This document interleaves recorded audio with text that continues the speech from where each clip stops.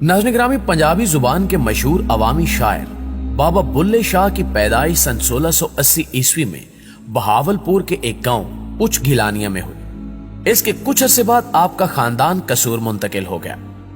आपके वालिद का नाम शाह मोहम्मद दरवेश था। वो मस्जिद की इमामत करते थे और बच्चों को दीनी तालीम देते थे। इन्हें अरबी, फारसी और मजहबी उलूम पर दस्तरस हासिल थी। बाबा बुल्ले शाह का असल नाम अब्दुल्ला शाह था, जो बिगड़कर बुल्ला शाह और बाद अज़ां बुल्ले शाह हो गया और वो इसी नाम से मशहूर हुए। आप रहमतुल्लाह अलैह की जिंदगी पुरपीच घाटियों से होकर गुजरी और तादमे मर्ग इंतहाई कठिन हालात का सामना डालते हैं। मुअज़्ज़िज़ दोस्तों, बाबा बुल्ले शाह ने इब्तिदाई तालीम अपने वालिद से हासिल की। चंद और दूसरे असातिज़ा से इल्म हासिल करने के बाद इल्म इरफान की जुस्तजू और तड़प आपको हजरत शाह इनायत कादरी के दरवाजे पर ले आई। शाह इनायत तसव्वुफ के कादरी सिलसिले से ताल्लुक रखते थे, जात के लिहाज से आराई थे और बहुत सी फारसी किताबों के मुसन्निफ भी थे। वो दूसरे सूफिया की तरह तारकुद दुनिया नहीं थे, बल्कि खेती बाड़ी और बागबानी करते थे।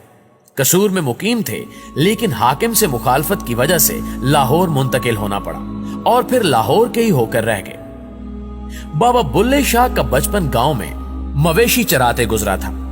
वालिद इमाम मस्जिद थे और इमाम मस्जिद की हैसियत उस अहद में गांव के दूसरे हुनरमंदों, मोचियों, नाइयों और जौलाहों के बराबर थी। यही वजह है कि बाबा बुल्ले शाह का मुआशरे के पिसे हुए तबकात के हवाले से न सिर्फ गहरा मुशाहिदा था, बल्कि आप खुद इन हालात से भी गुजरे थे। इसी मुशाहिदे और तजुर्बे ने आगे चलकर बेबाक शायराना असलूब की बुनियाद रखी।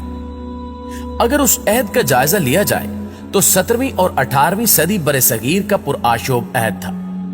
उस अहद ने नादिर शाह और अहमद शाह अब्दाली की तबाहकारियां देखी, दिल्ली को उजड़ते देखा, लाखों इंसान कत्लो गारत की भीड़ चढ़े, और दूसरी जानिब ये औरंगजेब आलमगीर की मजहबी जनूनियत का अहद था, जिसमें बादशाहत के जबर को मजहबियत में डबोकर लोगों पर मुसल्लत करने की कोशिश की जा रही थी।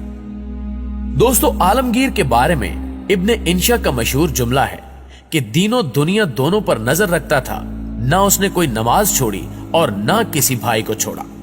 अवाम के साथ सलूक में मजहब को अहमियत दी जाने लगी और मजहबी तासुबात को उभारने की कोशिश की गई। जबरो इस्तबदाद और जुल्मो ना इंसाफी को नमाज, रोजे और टोपियां सीने जैसे अलामती कामों में लपेट कर रख दिया गया, जिस पर उसे औरंगजेब रहमतुल्लाह अलैह कहा जाने लगा।